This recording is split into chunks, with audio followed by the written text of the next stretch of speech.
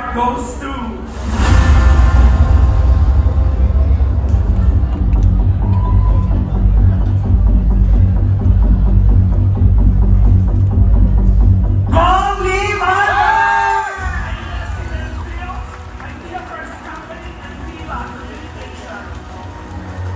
Presenting the trophy for the Gender Sensitivity Award is Mr. James Bartolome.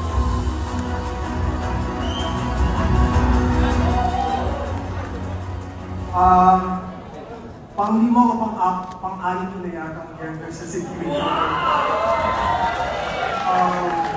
Pero aminin natin, minsan ang tingin dito, Consuelo Libo, na kapag meron kang character na bakla, no. But I take this award seriously. And I hope that one day we don't have to give out this award.